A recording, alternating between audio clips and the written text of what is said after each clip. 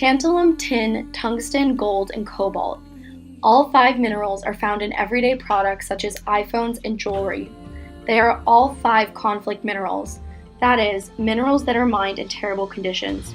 Specifically, cobalt and tin are found in lithium batteries, tungsten makes your phone vibrate, gold is found in many jewelry pieces, and tantalum is found in pins in electronics.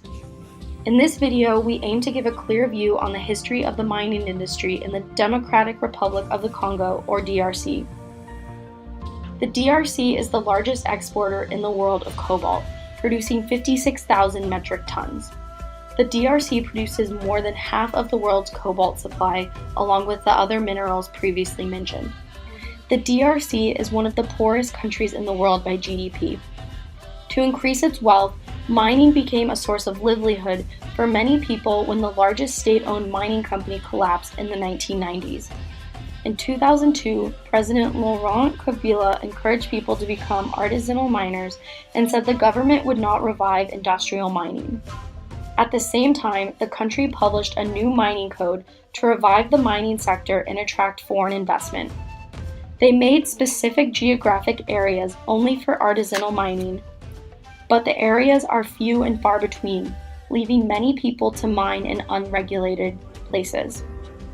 Today, between 110,000 to 150,000 artisanal miners work in the region, who mine by hand to extract cobalt. There are many ways to mine for cobalt.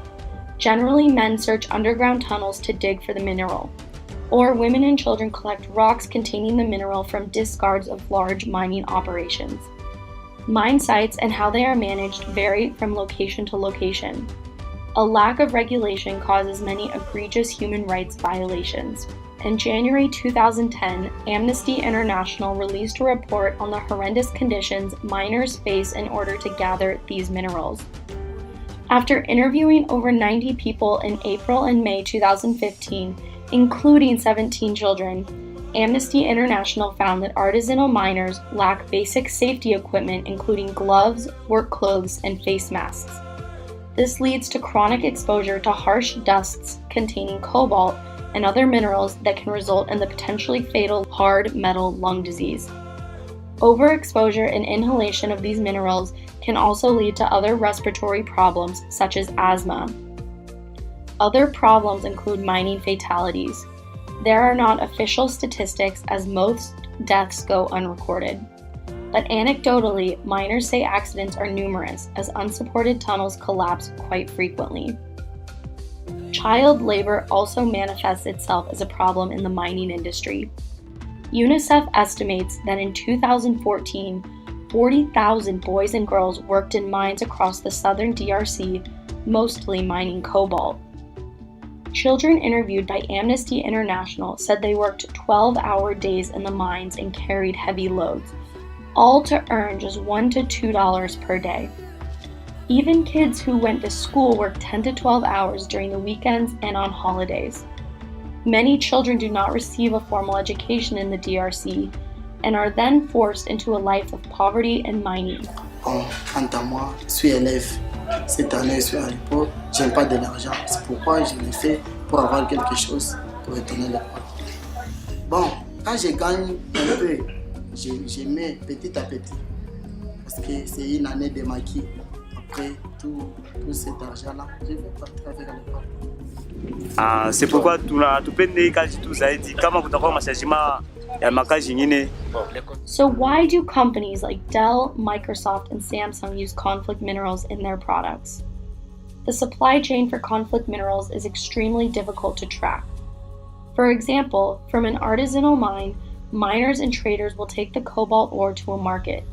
Independent traders at the market will buy the ore regardless of where it came from. From here, the independent traders sell the ore to larger companies in the DRC that process and export it. This is the same for tungsten, tin, and tantalum.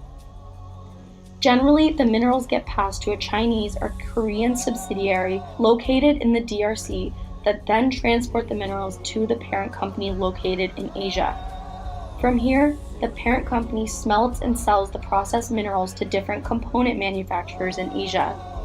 Finally, these companies sell to final product manufacturers who export to well-known consumer brands like Dell, Microsoft, and Samsung. In 2010, Congress passed the Dodd-Frank Act, which in Section 1502 requires companies to disclose their use of conflict minerals if those minerals are necessary to the functionality or production of a product. The minerals to be reported are tungsten, tin, tantalum, and gold. Since this regulation passed, Apple claims to have become 100% conflict mineral free with regard to the smelters it purchases from. Other companies have followed suit looking to mine where minerals are ethically sourced.